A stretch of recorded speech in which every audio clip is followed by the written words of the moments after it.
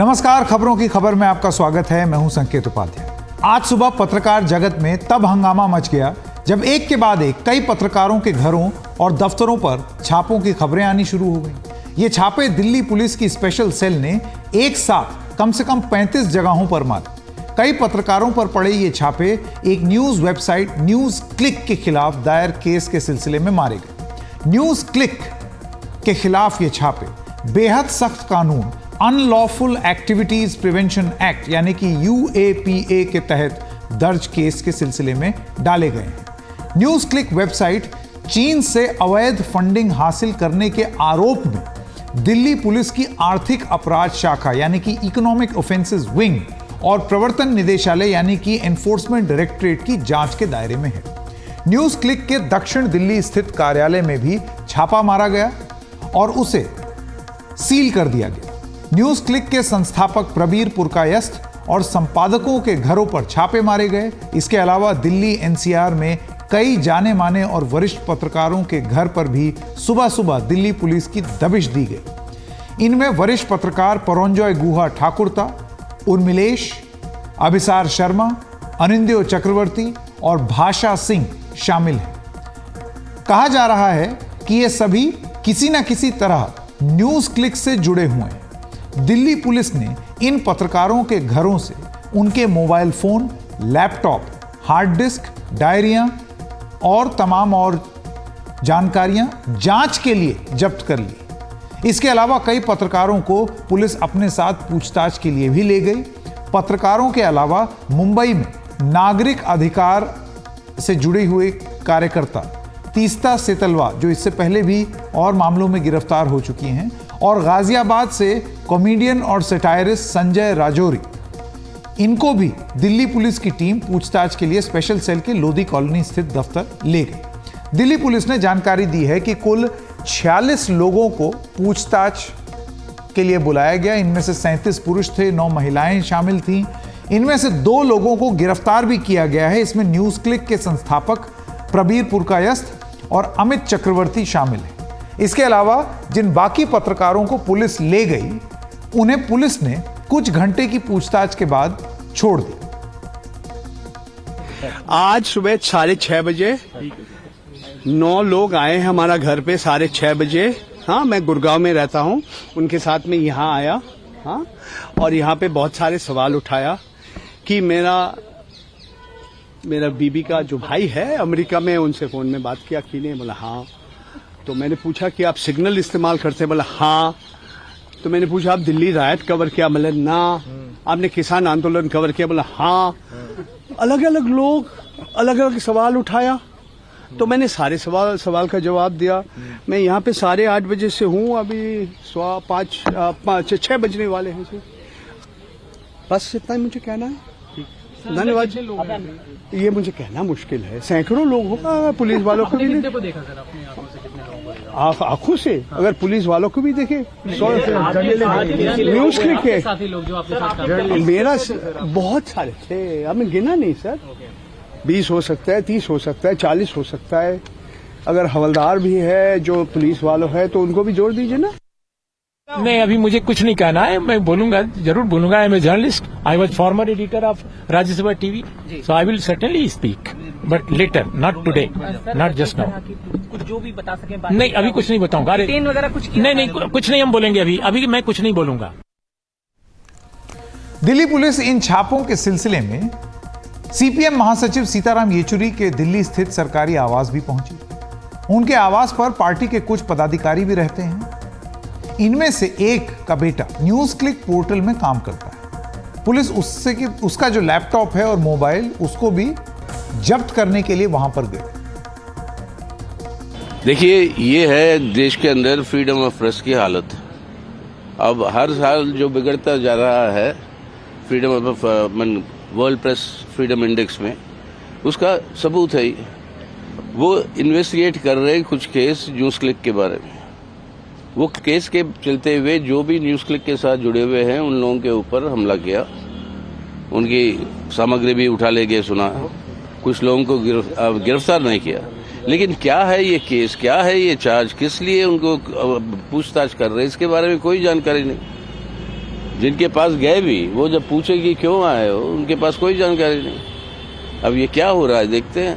वो पहुंच गए हमारे घर पे, क्योंकि हमारे ऑफिस के जो स्टाफ है वो भी रहते हमारे साथ, और उसका लड़का जो है न्यूज़ क्लिक में काम करता है, तो उससे पूछताछ करने के लिए रेड कर दी सुबह। तो ये अब क्या है इसके मामले में भी पीछे, वो उसकी जानकारी की जरूरत है। वो क्यों नहीं बता रहे कि किस लिए हो रहा है। पत्रकारों पर हुई इस छापेमारी को लेकर तुरंत पक्ष विपक्ष में आरोप प्रत्यारोप भी शुरू हो गए। कांग्रेस का आरोप है कि जातीय गणना से लोगों का ध्यान भटकाने के लिए ऐसी कार्रवाई की जा रही है, जबकि केंद्र सरकार का कहना है कि जांच एजेंसियां अपनी जांच के लिए पूरी तरीके से स्वतंत्र हैं। जो केंद्र में सत्तासीन हैं वो डरे हुए हैं। पत्रकार जिसके माध्यम से समाज को सूचनाएं मिलती है, जानकारी मिलती है, खबरें मिलती है, यदि उसे डराया जाएगा, उसे धमकाया जाएगा, तो इसका मतलब ये है कि लोकतंत्र खतरे में है। 30 से अधिक जगह छापे डाले गए और वो पत्रकार जो निष्पक्ष हैं, वो पत्रकार जो शासन से सवाल करते हैं, उनको यदि गिरफ्तार किया गया है तो इसकी तो मैं निंदा करता हूं। देखिए, मुझे जस्टिफाई करने की जरूरत नहीं है। अगर किसी ने गलत किया है तो उसके ऊपर जांच एजेंसियां काम करती हैं, और ये कहीं नहीं लिखा कि आपके पास अगर गलत तरीके से पैसा आया होगा, आपत्तिजनक कोई कार्य होगा, तो उसके ऊपर कोई जांच एजेंसी कार्रवाई नहीं कर सकती। जांच एजेंसियां स्वतंत्र हैं, वो अपनी कार्रवाई नियमों को देखकर करती है। उधर पत्रकारों पर छापों के बाद प्रेस क्लब ऑफ इंडिया उनके साथ खड़ा हुआ है। सबसे पहली बात है कि जिस तरह से वरिष्ठ पत्रकार, जिन लोगों को हम जानते हैं बहुत दिनों से, बहुत बड़े अखबारों में काम किया है और 30-40 साल का अनुभव है पत्रकारिता का, इसको जिस ढंग से पुलिस उठाए ले गया घर से, ये शर्मनाक है। कोई लोकतंत्र में ऐसे नहीं होता है। इसलिए हम लोग तो बहुत ही इसके लिए कंसर्न एक्सप्रेस किया कि क्या बात है, ऐसे कौन सी घटना हुई। इसके लिए हम सरकार से भी पूछा कि इसके कारण क्या है, किस कारण से, किस अपराध के कारण से आप इन लोगों को इस तरीके से उठाते गया। आज जो टेररिस्ट के खिलाफ जो कानून लगाया जाता है, पत्रकार के वरिष्ठ पत्रकार के खिलाफ आप टेररिस्ट का कानून यूएपीए लगा रहे हैं, तो कोई तो कारण होगा। तो ये तो हमें सबसे पहले खुलासा करना चाहिए कि किस कारण से हुआ। इसलिए पत्रकारी समुदाय में बहुत ही बेहतर दुख के साथ साथ रोष भी रहा था। आज सारे पत्रकार अचानक सब इकट्ठा प्रेस क्लब ऑफ इंडिया में हो गए। हमें जानकारी मिला है कि 1-2 पत्रकार को शायद वो छोड़ दिया है, लेकिन बाकी का हाल अभी भी हम लोगों को पता नहीं है। एफआईआर का क्या है पता नहीं है। जो घर से मोबाइल लैपटॉप लेके चला गया, उसका सीजर लिस्ट नहीं दिया गया, ये भी सुनने में आया है। तो ये तो बिल्कुल कानून के खिलाफ है। पत्रकारों की एक संस्था एडिटर्स गिल्ड ऑफ इंडिया की कार्यकारिणी ने भी पत्रकारों से इस तरह की पूछताछ पर गहरी चिंता जताई। गिल्ड ने कहा है, ये छापे मीडिया का गला घोंटने की एक और कोशिश है। कानून बेशक अपना काम करे, लेकिन सही प्रक्रिया पर अमल हो।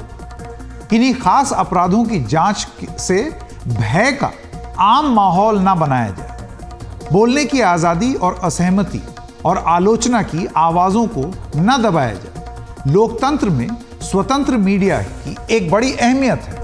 लोकतंत्र के चौथे खंबे का सम्मान और संरक्षण हो। दरअसल आज के छापों से पहले इस पूरे मामले ने इस साल अगस्त में तूल पकड़ा, जब अमेरिकी अखबार द न्यूयॉर्क टाइम्स ने खुलासा किया था कि न्यूज क्लिक को एक अमेरिकी अरबपति नेविल रॉय सिंघम ने फंड दिया था, जो चीन के लिए प्रोपेगेंडा करने में भी शामिल रहे हैं। ये मुद्दा संसद में भी उठा था और सरकार के मंत्रियों और भारतीय जनता पार्टी नेताओं ने इस मुद्दे पर कांग्रेस पर भी आरोप लगाया था कि वो राष्ट्र विरोधी ताकतों और चीन के साथ मिलकर देश को बांटने और निरंकुशता फैलाने की साजिश कर रही है। आपको ये भी बता दें, ये उसी न्यूयॉर्क टाइम्स की रिपोर्ट का हवाला सरकार दे रही है, जिस न्यूयॉर्क टाइम्स की रिपोर्ट्स को इससे पहले कई बार यही सरकार उसकी आलोचना भी कर चुकी है। ये कह चुकी है कि न्यूयॉर्क टाइम्स का भी एजेंडा है हमारी सरकार के खिलाफ। अमेरिकी अखबार द न्यूयॉर्क टाइम्स की रिपोर्ट में दावा किया गया था कि चीन अपने हितों को आगे बढ़ाने और अपने प्रोपेगेंडा यानी कि प्रचार के लिए वैश्विक स्तर पर एक बड़े अभियान को अंजाम दे रहा है, जिसमें अथाह पैसा खर्च किया जा रहा है और इसका संपर्क भारत तक है। द न्यूयॉर्क टाइम्स के मुताबिक इस अभियान के केंद्र में एक अमेरिकी अरबपति, जैसे कि हमने आपको बताया, नेवल रॉय सिंघम है, जो धुर वामपंथी हितों से जुड़े समाजवादी दानदाता के तौर पर जाने जाते हैं। न्यूयॉर्क टाइम्स की रिपोर्ट। एनवाईटी की रिपोर्ट का यह कहना है कि उसने सिंघम के ग्रुप द्वारा खर्च किए गए करोड़ों डॉलरों का इस्तेमाल देखा है और इन्हें चीन की सरकार के हित से जुड़े मुद्दों को आगे बढ़ाने के लिए इस्तेमाल किया गया। न्यूयॉर्क टाइम्स के मुताबिक नई दिल्ली में कॉरपोरेट फाइनेंस से पता चला है कि सिंघम के नेटवर्क ने न्यूज क्लिक नाम की एक न्यूज साइट को फाइनेंस किया, जो अपनी कवरेज में चीन की सरकार के प्रोपेगेंडा से जुड़े मुद्दों का प्रसार करता है। इसी रिपोर्ट के आधार पर 17 अगस्त को न्यूज क्लिक के खिलाफ UAPA, जैसे कि हमने आपको अभी बताया, अनलॉफुल एक्टिविटीज प्रिवेंशन एक्ट, यानी कि आतंकवादी गतिविधियों में ये इस्तेमाल किया जाती है ये धारा, गैर कानूनी गतिविधियों का रोकथाम के लिए भी इसको इस्तेमाल किया जाता है। ये कानून सन 68 में ये बना था और उसके बाद इसमें 2004 और 2019 में संशोधन भी किए गए। इस कानून के तहत केंद्र सरकार को पूरी शक्तियां दी गई हैं, जिनके जरिए केंद्र सरकार किसी गतिविधि और गैर कानूनी मान सकती है किसी को भी, और सरकारी गैजेट में इसकी घोषणा कर सकती है। इस कानून के तहत गैर कानूनी गतिविधि का मतलब किसी व्यक्ति या संस्था की ऐसी कार्रवाई से जो देश की भौगोलिक अखंडता यानी कि टेरिटोरियल इंटेग्रिटी और संप्रभुता यानी कि सॉवरेनिटी को नुकसान पहुंचाने में के मकसद से की जा सकती है। इस कानून के तहत आजीवन कारावास और मौत की सजा का भी प्रावधान है। UAPA जो भारत है उसमें ही नहीं, विदेशी नागरिकों के खिलाफ भी लगाया जा सकता है। यहां तक कि अगर देश के खिलाफ अपराध विदेशी जमीन पर भी हुआ हो तो इस कानून को तोड़ने वालों के खिलाफ इस कानून के तहत कार्रवाई की जा सकती है। UAPA के तहत जांच एजेंसी को गिरफ्तारी के अधिकतम 180 दिन में चार्जशीट दायर करनी होती है और चार्जशीट दायर करने के लिए जांच एजेंसी कोर्ट से और समय भी मांग सकती है। 2004 के संशोधन में गैर कानूनी गतिविधियों के तहत आतंकवादी हरकतों को भी शामिल किया गया और इसके तहत 34 संगठनों पर पाबंदी लगा दी गई। 2019 में सरकार ने इसमें एक और संशोधन किया, जिसके तहत केंद्र सरकार किसी व्यक्ति या संगठन को कुछ आधारों पर आतंकवादी या आतंकवादी संगठन घोषित कर सकती है। जैसे नंबर 1, वो आतंकवाद की घटना को अंजाम दें या उसका हिस्सा बने। नंबर 2, आतंकवाद की तैयारी करें। नंबर 3, आतंकवाद को बढ़ावा दें। नंबर 4, किसी और तरह से आतंकवाद में शामिल हो। UAPA के तहत जमानत बहुत मुश्किल है। UAPA का सेक्शन 43D5 कहता है कि इस कानून के तहत किसी भी आरोपी को तब तक जमानत या बॉन्ड पर नहीं छोड़ा जाएगा जब तक कि सरकारी वकील को जमानत की याचिका पर न सुन लिया जाए। यह भी कहा गया है कि आरोपी जमानत पर नहीं छोड़ा जाएगा अगर केस डायरी और रिपोर्ट के आधार पर कोर्ट इस विचार की हो कि आरोपी के खिलाफ लगे आरोप पहली नजर में सही।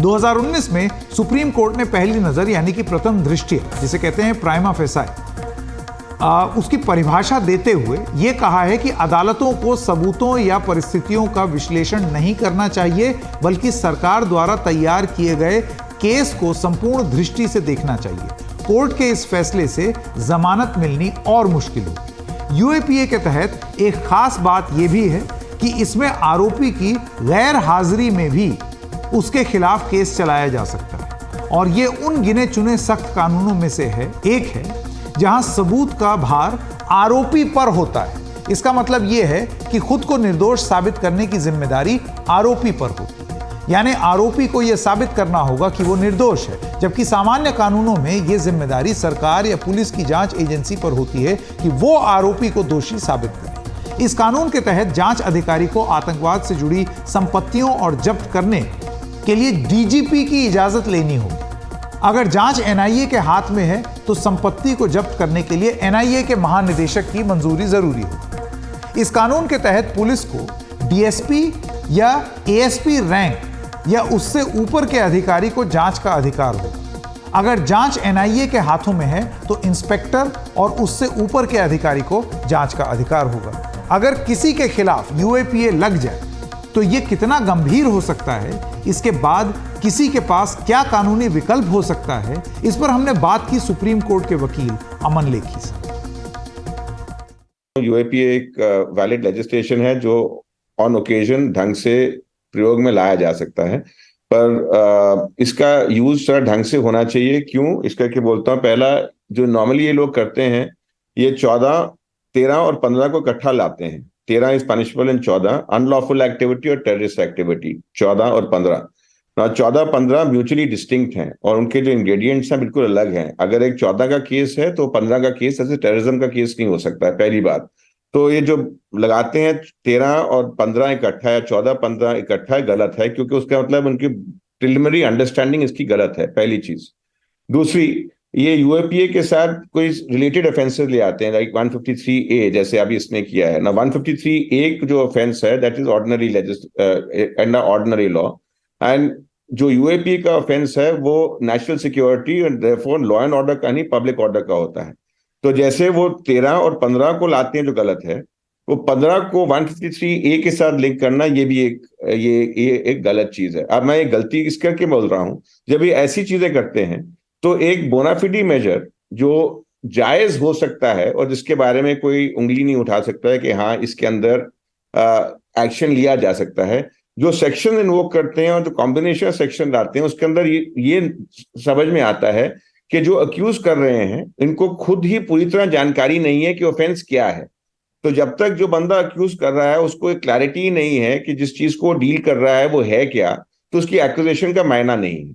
इस करके जब सरकार ऐसे ऑफेंसेस को डील करती है और यूएपीए जैसे लॉ को इन्वोक करती है, उसके अंदर जो मेथड ऑफ इन्वोकेशन है उसमें क्लैरिटी आनी चाहिए और फोकस होना चाहिए उन एक्टिविटीज के ऊपर जो स्ट्रिक्टली टर्म्स ऑफ लॉ में आती हैं।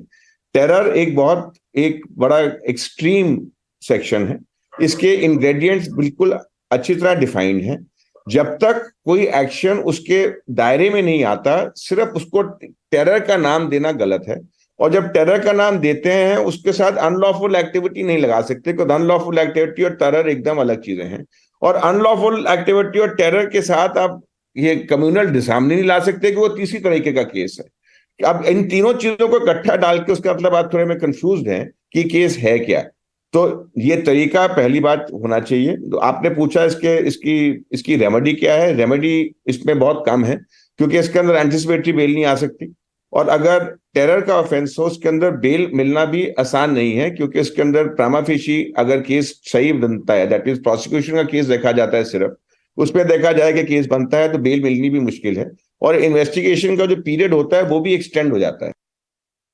क्योंकि यहां कानून की बात हो रही थी तो आइए सुप्रीम कोर्ट की बात कर लें। आज एक मामले में सुप्रीम कोर्ट ने प्रवर्तन निदेशालय यानी कि एनफोर्समेंट डायरेक्टरेट पर बड़ी सख्त टिप्पणी की है, और यह सुननी जरूर पड़ेगी सरकार को भी, एनफोर्समेंट डायरेक्टरेट को भी। एक रियल एस्टेट बिल्डर M3M से जुड़े मामले में supreme court justice AS Bopanna और जस्टिस संजय कुमार की पीठ ने कहा कि आपको सत्यनिष्ठा के प्राचीन मानकों के अनुरूप होना चाहिए और अपने रुख में प्रतिशोधी नहीं होना चाहिए। आप प्रतिशोधी ना बने, आपको देश की आर्थिक सुरक्षा बचाए और सुरक्षा बनाए रखनी। इसके साथ ही सुप्रीम कोर्ट ने M3M के 2 गिरफ्तार निदेशकों को तुरंत रिहा करने का आदेश दिया। इस कथित मनी लॉन्ड्रिंग मामले में कोर्ट ने यह भी कहा कि अगर ईडी यानी कि प्रवर्तन निदेशालय किसी को गिरफ्तार करती है तो उसे लिखित में गिरफ्तारी की कॉपी आरोपी को देनी होगी। इस बारे में ज्यादा जानकारी दे रहे हैं हमारे सहयोगी आशीष भारती। सुप्रीम कोर्ट ने साफ तौर पर कहा है कि ईडी को जब भी किसी को गिरफ्तार करना है तो गिरफ्तारी के समय लिखित में ये बताना होगा कि आखिरकार आरोपी की गिरफ्तारी के कारण क्या हैं, और केवल मौखिक तौर पर यानी मुंह से बताना ही काफ़ी नहीं है। इस मामले में जो जांच अधिकारी ईडी का था उसने सिर्फ मौखिक तौर पर बताया था कि आरोपी के खिलाफ ये आधार हैं गिरफ्तारी के, लेकिन लिखित में नहीं दिया था। और सुप्रीम कोर्ट ने अब कहा है कि ये संवैधानिक अधिकार है, क्योंकि लिखित में अगर ग्राउंड मिलेंगे, आधार मिलेंगे, तो फिर आरोपी अपनी जो कानूनी सहायता है वो लेने में सक्षम हो सकता है। इसके अलावा ये एक मौलिक अधिकार भी है कि उसे पूरी तरह अपना पक्ष रखने का मौका मिले। ये एक बड़ा फैसला है और इसका बहुत बड़ा असर होगा, क्योंकि बार बार ईडी पर इस तरह के सवाल उठते हैं। छत्तीसगढ़ के मामले में भी सुप्रीम कोर्ट ने पूरी ईडी जांच पर रोक लगा दी थी और कहा था कि कोई आगे कार्रवाई नहीं होगी और ईडी को प्रतिशोध की भावना से काम नहीं करना चाहिए। और ये सुप्रीम कोर्ट का जो फैसला है ये कई मायनों में काफ़ी अहम है, इसका बड़ा असर होगा। नई दिल्ली से आशीष भार्गव, एनडीटीवी इंडिया। अब रुक करते हैं महाराष्ट्र का। नांदेड़ में एक सरकारी अस्पताल से जो खबरें बीते 2 दिन के से सामने आई हैं, वो एक बार फिर हमारी स्वास्थ्य व्यवस्था की पोल खोल के रख देती हैं। 48 घंटे में 31 लोग इस अस्पताल में दम तोड़ चुके हैं। यह है नांदेड़ का शंकरराव चव्हाण सरकारी मेडिकल कॉलेज और अस्पताल, जहां एक के बाद एक मरीजों के दम तोड़ने की खबरें सामने आ रही हैं। अस्पताल में जो 31 मौतें हुई हैं, उनमें से 16 नवजात बच्चे भी शामिल हैं। सोचिए, नवजात बच्चे, क्या गुजरी होगी इनके माँ बाप पर। दुनिया देखने से पहले ये नवजात चल बसे। शुरुआती जांच में अस्पताल ने इन मौतों के पीछे दवाओं की कमी की वजह बताई थी। दरअसल इस साल मार्च में महाराष्ट्र सरकार ने medical goods procurement authority act बनाया था, जिसके तहत सरकारी अस्पतालों और मेडिकल कॉलेजों में दवाओं, मेडिकल उपकरणों की खरीद और सप्लाई की पारदर्शी और नियमित करने की एक कोशिश की है। लेकिन इसके अमल में काफ़ी देरी हो चुकी है, जिससे राज्य के सरकारी अस्पतालों में दवाओं की कमी देखने को मिली है। उधर अस्पताल की जो सफाई है वो ये है कि अचानक मरीजों की तादाद बढ़ने की वजह से ये हालात खराब हुए हैं। दवाइयों की कमी नहीं है दरअसल हमारे पास। 5 दिनों की छुट्टी की वजह से जिले के कई निजी अस्पताल बंद थे और गंभीर मरीजों को यहां भेज दिया गया था, जबकि यहां पहले से ही बड़ी तादाद में मरीज हैं। अस्पताल में मौतों के मुद्दे पर महाराष्ट्र में विपक्ष ने राज्य की एकनाथ शिंदे सरकार को कटघरे में खड़ा किया है और बिगड़ी हुई स्वास्थ्य व्यवस्था जो है उस पर सवाल उठाए हैं। उधर राज्य सरकार ने घटना के बाद 3 सदस्यों की एक समिति गठित की है और इस मामले की जांच के आदेश दिए हैं। मुख्यमंत्री एकनाथ शिंदे ने कहा कि घटना बहुत दुखद है, लेकिन इस बात को खारिज किया है कि मौत दवाओं और स्टाफ की कमी की वजह से हुई। वैसे इससे पहले कल ही हमारे कार्यक्रम यानी कि एनडीटीवी के कार्यक्रम बनेगा स्वस्थ इंडिया में महाराष्ट्र के मुख्यमंत्री एकनाथ शिंदे ने कहा था कि उनकी सरकार ने राज्य में स्वास्थ्य का बजट 3 गुना बढ़ा दिया। जो मैंने कहा था कि ये हेल्थ में ज़्यादा हम काम करेंगे, हमारा राज्य ज़्यादा काम करेगा, ये आपको मैं बताऊंगा कि यहाँ पर हमारी सरकार ने पूरे राज्य में आज हेल्थ सुविधाएं बढ़ाने का काम किया है। मतलब आपने कहा था कि हेल्थ बजट बढ़ाएंगे, दुगना करेंगे, मेरे ख्याल से तिगना चौगुना हो गया है। लेकिन बात बजट को डबल, ट्रिपल, चौगुना कर देने की नहीं है। अस्पतालों में ऐसी अव्यवस्था को बहुत ही गंभीरता से सुलझाए जाने की जरूरत है। लेकिन होता क्या है, उसकी एक तस्वीर हम आपको जरा दिखा देते हैं। यह है वो तस्वीर। शंकरराव चव्हाण अस्पताल में मौतों की खबर जब सुर्खियों में आई और चारों ओर से विपक्ष ने राज्य सरकार को घेरा, तो सत्तारूढ़ शिवसेना के एकनाथ शिंदे गुट के सांसद हेमंत पाटिल आज अस्पताल पहुंच गए। वहां के टॉयलेट का दौरा किया तो वो गंदा और बंद पड़ा हुआ मिला। नेताजी ने तुरंत पाइप हाथ में ली और अस्पताल के डीन को वाइपर देकर काम पर लगा दिया। तो इन तस्वीरों में जो नेताजी पाइप से टॉयलेट में पानी डालते हुए दिख रहे हैं वो हैं शिवसेना सांसद हेमंत पाटिल, और जो वाइपर से गंदगी साफ कर रहे हैं वो हैं अस्पताल के डीन श्यामराव वाकोड़े। सांसद महोदय उनसे जबरन टॉयलेट साफ करवा रहे हैं। टॉयलेट अपने आप साफ होना चाहिए था, क्यों नहीं हुआ ये अपने आप सवाल का विषय है, और जितनी डीन की जिम्मेदारी उतनी सरकार की भी है। लेकिन ये क्या तरीका है अस्पताल की व्यवस्था को ठीक करने का कि डीन को बुला करके आप टॉयलेट साफ करवाएं? क्या उससे मौतें रुक जाएंगी?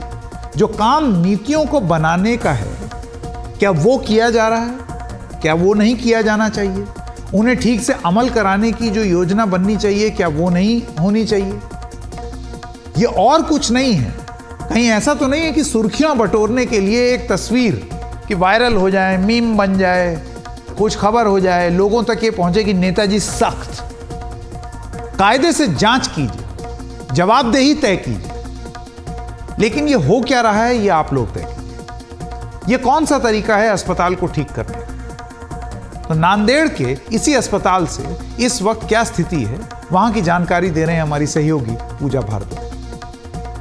राहुल जी हमारे साथ हैं, मिस्त्री का काम करते हैं। आपने अपने बच्चे को खोया है राहुल जी, पूरा वाकया बताएंगे दर्शकों को, क्या हुआ? 48 घंटे में यहाँ पर 31 जाने गई हैं, आप भी उनमें से एक पिता हैं जिन्होंने अपने बच्चे को खोया है। कब हुआ ये और क्यों हुआ? ये शुक्रवार बजे हो गए है। डिलीवरी की बीपी बढ़ गई थी मेरी पत्नी की। फिर शुक्रवार बजे सुबह में उन्हें डिलीवरी हो गई 10 बजे। फिर 5-6 बजे उसको बच्चे को आईसीयू में लेके गया सुबह में। फिर 5 बजे बोले डॉक्टर ने कि वो तुम्हारा बच्चा नहीं रहे वाला। सब दवाई फिवाई बाहर से लाया मैं। क्या वजह बताई उन्होंने, क्या हुआ था जब बच्चा पैदा हुआ था? क्या आपने देखा था, क्या कंडीशन थी? देखा था मैंने, उन्हें बोला 1 किलो का वजन है उसका, खाली वजन कम है, इसलिए उन्हें बोला गारंटी नहीं देता उसकी। मैं बोला कुछ कम है तो दवाई फिवाई बाहर से मांगता हूँ। उन्हें लिखे दिया, मैं बाहर से लिख के ला के दिया उसको। फिर वो बच्चा नहीं रहेगा। तो जब पैदा हुआ था बच्चा, उस समय उन्होंने बता दिया था कि इनके बचने के चांसेस कम हैं? कम है बोला था थोड़ा। फिर मैं बोला दवाई कुछ लाने का है तो मेरे को बोलो डॉक्टर साहब, मैं बाहर से लाता। उन्हें लिख के दिया, मैं बाहर से लाया मेडिकल। अंदर कुछ भी नहीं था मेडिकल बच्चे के लिए, कोई दवा मौजूद नहीं थी? कोई भी दवा मौजूद नहीं थी अंदर। आपको कितने घंटे लगे ये दवा लाने में, ढूंढने में? एक 20-25 मिनट लग गए। कितना खर्च हुआ? वो 1100 हो गया जी। और जब दवा लेकर आए, बच्चे को दिया गया समय पर, क्या कंडीशन थी? दिया गया था। उन्हें बोला दिया है गया है बच्चे को। फिर बोला 5 बजे मेरे को बोला डॉक्टर साहब ने तुम्हारा बच्चा नहीं रहे वाला। बोला क्या वजह बताई? उन्हें बोले ये कमजोरी है, 1 किलो का वो उसका वजन है, इसलिए वो नहीं बचा, ऐसा बोले। मैं स्टाफ थे वहाँ पर, डॉक्टर की मौजूदगी थी? सब थे, अटेंड कर रहे थे? हाँ कर रहे थे। फिर बहुत बच्चे थे मेरे साथ में, 4-5 थे। उसके बच्चे अच्छे हैं। उसको कोई 160 का था, 1.5 किलो का था, उसके बच्चे बच गए। एक और यहाँ पर ऐसे परिजन हैं जिनसे हम बात करेंगे। सर अपना नाम बताइए। हनुमान जी। आपके साथ क्या हुआ है यहाँ पर? मेरे साथ अभी मेरी बेटी है 2 साल की जी। वो अभी मैं 7 दिन से यहाँ पे बोले तो यहाँ पे एडमिट हुए। 7 दिन से मैं मेडिकल बाहर से ला रहा हूँ। ट्रीटमेंट पूरी मेरी बाहर से है। सारी दवाइयाँ बाहर से? हाँ, सारी दवाई मेरी बाहर से है। हाँ। और बाहर से मेरे 4-5-6 हज़ार रुपये ऐसे खर्च गए। तो वो ट्रीटमेंट कर रहे हैं, मगर वो थोड़ा धीरे से। अभी कभी स्लाइन ख़त्म हो गई, उनको बोल दिया सिस्टर स्लाइन ख़त्म हो गई, तुम आके वो उसको बंद कर दो। तो बोलते कि हाँ ठीक है, तुम्हारे हाथ से बंद कर दो, हम आता है थोड़ी देर से। मैम एक बारे में इस अस्पताल के बारे में मैं एक बात करना चाहता हूँ कि जो भी मरीज यहाँ पे आते हैं उनको सुविधाएं कम दी जाती है। क्योंकि कम दी जाने के एक ही मतलब है यहाँ पे, क्योंकि अस्पताल का प्रशासन जो भी है लापरवाही करता है। यहाँ पे सफाई कर्मचारी जो है 260 लोग है यहाँ पे। तो हर वार्ड में एक कर्मचारी है। एक कर्मचारी होने के बाद भी वहाँ पे डस्टबिन है, सब कुछ है। यहाँ पे पूरी खिड़कियों में जाले लगे हुए हैं, बाथरूम साफ नहीं है, बाथरूम में सड़ा हुआ खाना डाला जा रहा है। और आज सुबह मैं हेमंत पाटिल साहब के साथ गया था अंदर, तो पूरा सड़ा हुआ खाना डाला गया था। डीन साहब खुद वहाँ पे थे। डीन साहब ने भी देखा कि डीन साहब का खुद का बाथरूम साफ नहीं है और आईसीयू का ये हालत है। तो यहाँ पे एक बात मैं बताना चाहता हूँ आपके माध्यम से कि ये जो अस्पताल है, ये पूरा प्रशासन, इस अस्पताल का प्रशासन भी जिम्मेदार है और महाराष्ट्र शासन भी इसमें पूरी तरह से जिम्मेदार है। उधर महाराष्ट्र के संभाजी नगर के सरकारी अस्पताल से भी करीब 10 मरीजों की मौत की खबर सामने आ रही है और इससे भी राज्य सरकार के हाथ पांव फुला दिए गए। ये हाथ पांव ऐसे ही फूलते रहेंगे अगर स्वास्थ्य से जुड़ी नीतियों पर कायदे से अमल नहीं किया जाए तो। ये लोगों की जान है, किसी की सरकार नहीं। दिल्ली एनसीआर में आज से ग्रीन वॉर रूम प्रदूषण पर 24 घंटे नजर रखेगा। इसके लिए 17 सदस्यों की टीम बनाई गई है जो प्रदूषण के स्तर को देखते रहने के अलावा पराली के प्रभाव का भी ध्यान रखेगी। ये टीम कैसे काम करती है और क्या है इसकी पूरी प्रक्रिया, देखिए प्रखर श्रीवास्तव की ये रिपोर्ट। अभी अक्टूबर में दिल्ली की हवा सांस लेने लायक है, जिसे AQI कहते हैं, यानी हवा की गुणवत्ता का इंडेक्स। वो लगभग हर जगह 150 से नीचे है, यानी मॉडरेट। लेकिन दिल्ली सरकार सतर्क है और आने वाले दिनों में प्रदूषण से लेकर पराली तक पर नजर रखने के लिए उसका वॉर रूम तैयार है। देखिए, दिल्ली के अंदर तो पराली के लिए हम जितने भी धान की खेती होती है 100% जो है वो बायोडिकम्पोजर का छिड़काव कर रहे हैं। जहाँ तक बाहर के राज्यों से पराली जलने की घटनाएं हैं, उन राज्यों के साथ भी कोऑर्डिनेशन हम लोग कर रहे हैं। ये ग्रीन वॉर रूम उस एक्शन प्लान का हिस्सा है जिसका ऐलान कुछ दिन पहले मुख्यमंत्री अरविंद केजरीवाल ने किया था। बीते साल इस वॉर रूम में 9 सदस्य थे, इस बार 17 हैं। देखिए, ग्रीन वॉर रूम का स्ट्रेंथ इस बार बढ़ा दी गई है, लगभग डबल की गई है। पिछले साल 9 सदस्यीय टीम यहाँ काम कर रही थी, इस बार 17 सदस्यीय टीम काम कर रही है, जिससे कि जो 15 सूत्री एक्शन प्लान दिल्ली के मुख्यमंत्री माननीय अरविंद केजरीवाल जी ने जो घोषित किया है उसे जमीनी स्तर पर लागू किया जा सके। हमने ग्रीन वॉर रूम में जाकर ये समझने की कोशिश की कि जलती हुई पराली पर कैसे निगरानी रखी जाती है। यहाँ पे ये जो रेड स्पॉट्स हैं वो क्या है बेसिकली? ये पता लगता है इससे कि कहाँ पराली जल रही है, कहाँ बर्निंग हो रही है, ये हमको ये स्टेटस देता है। तो हम इस पे पंजाब, हरियाणा, यूपी, दिल्ली ये स्टेट को मॉनिटर करते हैं। अक्सर आने वाले 2 महीने दिल्ली में प्रदूषण के लिहाज से बहुत बुरे होते हैं। उम्मीद करें कि इस बार सरकार की सजगता से लोगों की परेशानी कम होगी। तो अक्टूबर से लेकर फरवरी तक यहाँ पे 24 घंटे ग्रीन वॉर रूम की टीम अब तैनात रहेगी और पूरी दिल्ली पे, ना सिर्फ दिल्ली पे, दिल्ली एनसीआर, पंजाब, हरियाणा सब पे अपनी निगरानी रखेगी। नई दिल्ली से प्रखर श्रीवास्तव, NDTV इंडिया।